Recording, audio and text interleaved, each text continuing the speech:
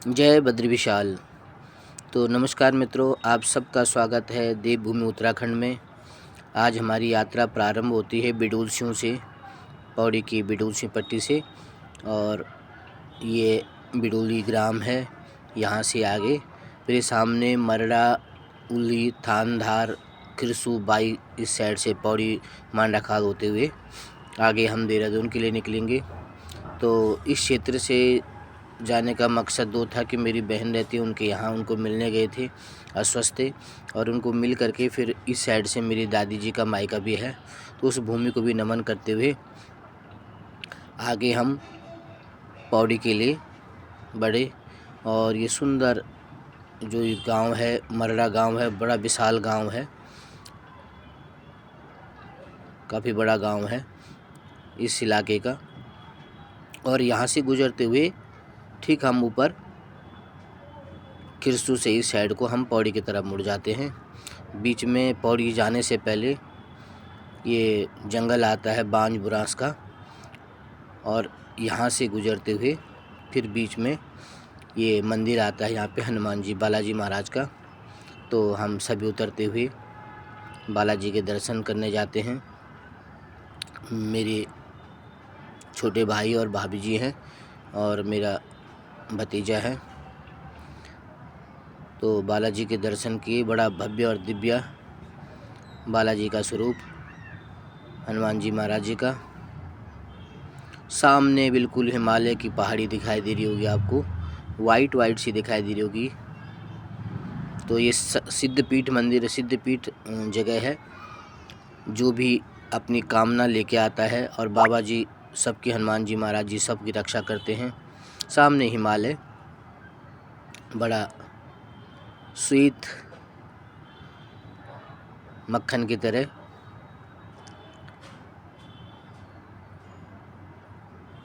संकट मोचन बालाजी महाराज की जय। तो अब बालाजी के दर्शन किए, नमन किया, प्रणाम किया, और फिर वहाँ से बैठ के मांडा खाल के लिए हमारी यात्रा प्रारंभ होती है। और यहाँ से दूर से पौड़ी की नज़ारा भी दिखाई देगा आपको। ये जो जंगल है, ये बांज, बुरांस, काफल और देवदार के वृक्ष भी इधर मिलेंगे आपको। ये सामने जो दिखाई दे रहा है पौड़ी, ये पौड़ी के हमने जूमिंग ली वहाँ से।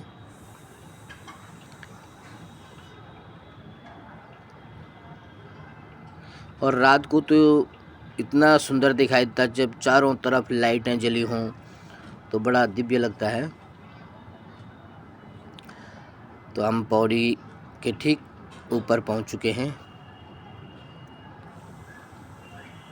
और पौड़ी के ऊपर से सामने श्रीनगर साइड को भी हमने आप लोगों को दिखाने की कोशिश कर रहे हैं। ये ऊपर यहाँ पे हम रुके, यहाँ पे एक वृक्ष माल्टा का था, हमने उसकी भी फ़ोटो ली, एक दो माल्टा लिए उससे। और फिर तब तक मेरे भाई लोग गाड़ी में थोड़ा तेल पानी की व्यवस्था कर रहे थे। हमने काम उतर करके थोड़ा यहाँ का नज़ारा लेते हैं। ये सामने पेट्रोल पंप है यहाँ का। तो जब तक मैंने वहाँ से घूम के आया, तब तक उन्होंने गाड़ी में तेल भरवा करके और हवा, टायरों की हवा चेक कर रहे हैं। और फिर हम यहाँ से अपनी यात्रा आगे के लिए प्रारंभ करते हैं। और हम पहुँच गए अब ठीक सफदरखाल क्षेत्र में। तो सफदरखाल क्षेत्र में मेरे छोटे भाई जी जो शिक्षा विभाग में हैं, उनके मित्र रहते हैं यहाँ स्कूल में, तो उनसे मिलने के लिए गए हुए हैं। तो हमने कहा जब तक वो मिल के आते हैं तब तक हम वहाँ की वीडियोग्राफी करते हैं। तो ये फिर भाई साहब मिल के आए, और हम वहाँ से अपनी यात्रा आगे प्रारंभ करते हुए, और ये मार्केट में थोड़ा उतरे, मूंगफली लेने के लिए गए, मूंगफली लिया, और फिर यहाँ से बैठ कर के आगे ये पूरा सफदरखाल मार्केट। अब हम पहुँच चुके हैं ठीक देवप्रयाग के इस साइड ऊपर। यहाँ से देवप्रयाग नज़दीकी है, बस 1-2 किलोमीटर। नीचे गंगा मैया दिखाई दे रही है। यहाँ पे ये जो कार्य चल रहा है, यहाँ पे स्टेशन बनेगा, जो ट्रेन जा रही है ऋषिकेश से आते हुए। तो यहाँ पे अभी जो गुफा है उसका मुंह है, तो वहाँ से जो भी मलमा निकाल रहे होंगे और फिर आगे साइड लगाते हुए, और यहीं पे एक स्टेशन भी बनेगा। तो वहाँ से गुजरते हुए हम माँ गंगा के बिल्कुल श्री चरणों में पहुँचने वाले हैं।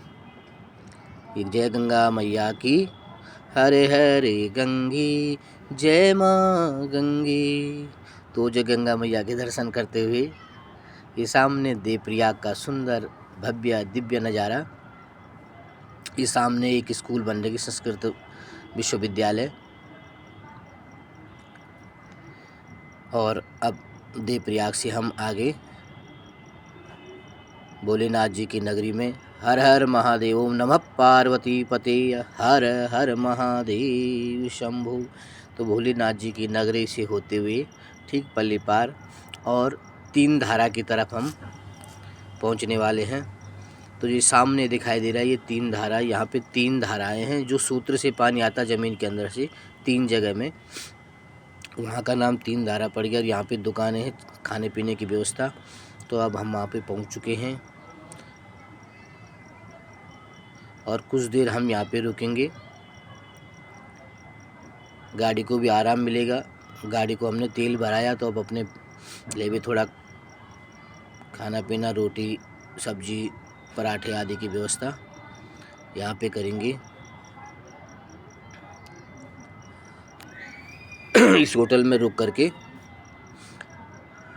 अतुल कुमार जी ने ऑर्डर दिया, भाई साहब लोग रोटी खाएंगे और हम दोनों पराठे के लिए कह दिया। इंतज़ार कर रहे हैं अतुल कुमार जी। भाई लोगों के पास तो पहुंच गया, मेरे पास मिर्ची खिसका रहे हैं कि जब तक तुम्हारे पराठे आते हैं तुम मिर्ची खाओ। तो थोड़ा इंतज़ार करने के बाद पराठे भी पीस हो गए और फिर हमने यहाँ से भोजन करके फिर आगे के लिए निकल पड़े।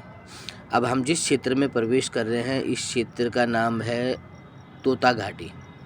तो मैंने एक बुजुर्ग थे दुकान में, मैंने पूछा अंकल जी यहाँ पे तोता घाटी क्यों कहते हैं, क्योंकि इस घाटी में तोता ज़्यादा रहते थे। तो उन्होंने कहा नहीं बेटे, तोते तो नहीं रहते थे, लेकिन ये बड़ी ख़तरनाक घाटी थी। जब ये रोड बन रही थी तो यहाँ का ठेका लेने के लिए कोई भी ठेकेदार तैयार नहीं हो रहा था।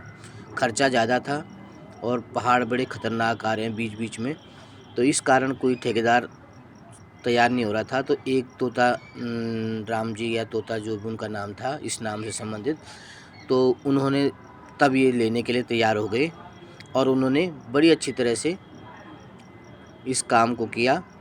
ये यहाँ पूरी रोड बनी, इसलिए यहाँ तोता घाटी के नाम से प्रसिद्ध है। चलो, तोताराम जी की कृपा से ये यात्रा पूरी हुई, यहाँ की रोड बनी, लोग देवप्रयाग तक पहुँचे, नीचे गंगा मैया। अब हम यहाँ पे ब्यासी में पहुँच चुके हैं और यहाँ का फेमस क्या था, ब्यासी के छोले। अभी सुना था हमने, एक आध बार मैं रुक करके, इससे पहले भी मैं गया था तो उस समय हम यहाँ पे रुक करके छोले खाए थे। और ब्यासी से होते हुए हम बस ऋषिकेश के नज़दीकी पहुँचने वाले हैं। तो ये हम ऋषिकेश में प्रवेश कर चुके हैं।